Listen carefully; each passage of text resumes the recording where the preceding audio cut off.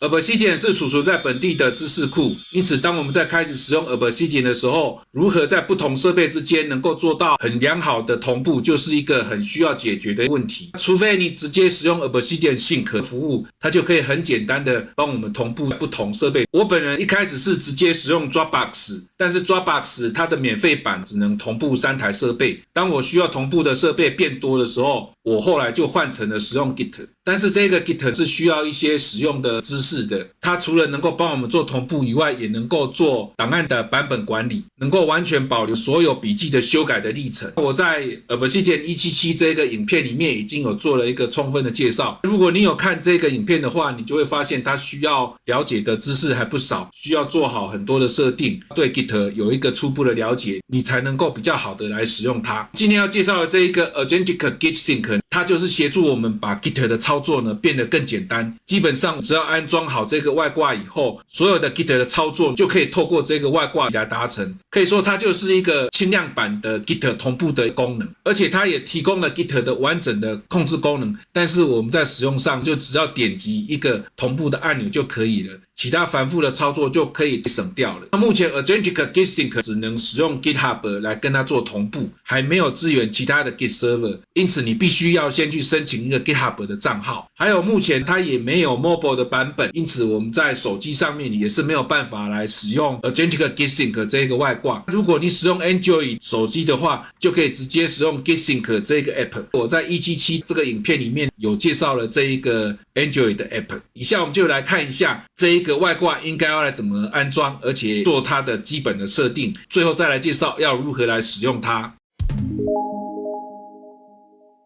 真正安裝之前，我们需要把下面的内容給準備好。首先就是你要同步的 GitHub 的 repository 的網址，這個就是你登錄你的 GitHub 以後，找到你要同步的 repository， 然後將那個網址給複製起來就可以了。接着就是要來取得 Personal Access Token， 首先就是點擊右上角的頭像，在頭像這個選項裡面找到 Settings， 那左邊呢就是所有 Settings 裡面設定的項目，我們移動到最後面，找到這個 Developer Settings， 然後這個個人權杖呢就在這個地方，它目前有2種型 Fine Grained 的 Tokens， 還有這個 Classic 的 Tokens。比較簡便的話，就是點擊這個 Classic 的 Tokens， 然後再點擊這個 Generate New Token， 將要產生的 Token 給複製起來就可以了。有一些權限要開放，使用這個 Fine Grained 的 Tokens 的話，記得這個 Contents Read and Write 要把它給打勾。如果是使用 Classic Tokens 的時候，記得要把 Report Scope 給勾選起來，這樣子它才可以有存取的權限。接着我們就來安裝 Obsidian 的外掛了。外掛的安裝，我準備使用新的 Vault 來做展示。首先點擊左下角的這個 Vault 的選項，再點擊 Manage Vaults， 然後我們使用 Create 來建立一個全新的 Vault。在這個地方呢，我就把這一個名稱把它輸入成 My Skills， 接着再選擇我要存放的資料夾。那這個資料夾呢，假設我是要放在的測試資料夾裡面，就是要放在這個 Test Obsidian 這個資料夾裡面。我選擇它了以後，接着再點擊 Create。那這個就是我們開啟出來的一個全新的 Vault。在這個地方呢，我們就是再點擊設定，做一下基本的設定哦。我希望把外觀改成是暗黑的色系，接着就直接來安裝這個外掛。然後就進入 Community Plugins， 把它給開啟起來，然後再點擊瀏覽來找到這個外掛，輸入 Git Sync。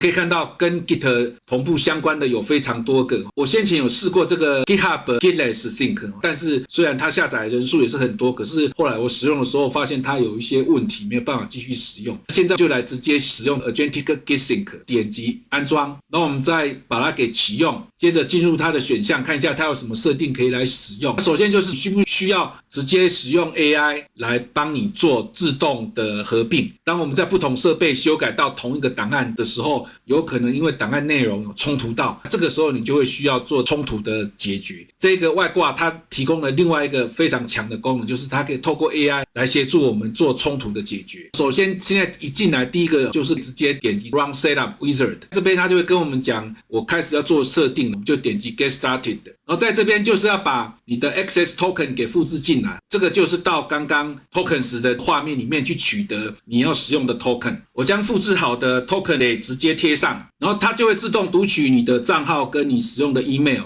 然後接着我們就點擊下一步，就再把我要同步的遠端網址給貼進來，就是回到我的畫面來，然後找到 repository， 然後我們要使用這個 open code 複製 HTTPS 的網址，複製好以後再切換回來，將網址給貼上。這個 branch 的名稱，如果你是自己手動改成 master 的話，那記得把這個 branch 從 main 改成 master。那如果是用原來預設的 main 的話，就直接點擊 finish， 這樣子就完成了我們的設定了。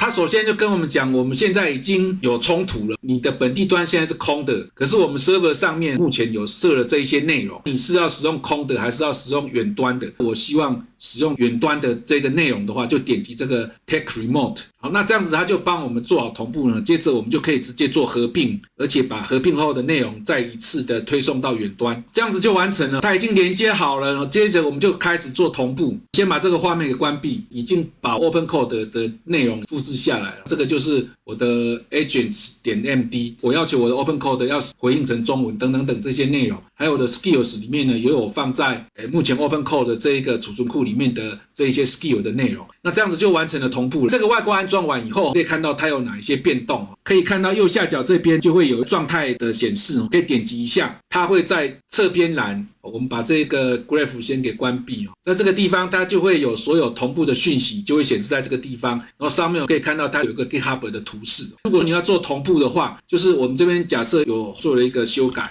我希望要把它同步到主機上面，就點擊這一個重整這一個符號，它就會開始做同步了。它已經同步回 GitHub 了，回網頁來重整看一下它是不是有同步進來了。剛剛修改的是這個 agents.md， 我們點擊一下，各位可以看到剛剛我們輸入的這個 text 就已經同步到 server 上面了。相同的道理，你在另外的設備如果針對檔案做了一些修改的話，它就一樣會馬上做同步。在別的設備呢，你一樣就是只要點擊這一個按鈕就可以直接做同步了。我們另外有一些選項可以來設定哦。這個衝突的設定是需要在這邊自己把它啟用起來的。那很可惜，它目前的 AI 的模型只有 DeepSeek 還有 Gemini 這兩種大語言模型。你有這個 API key 的話，就把它填入進來，接着再把使用 AI 做衝突解決的這個方案給啟用起來。到時候它就會叫用這個大語言模型來幫我們解決這一個衝突了。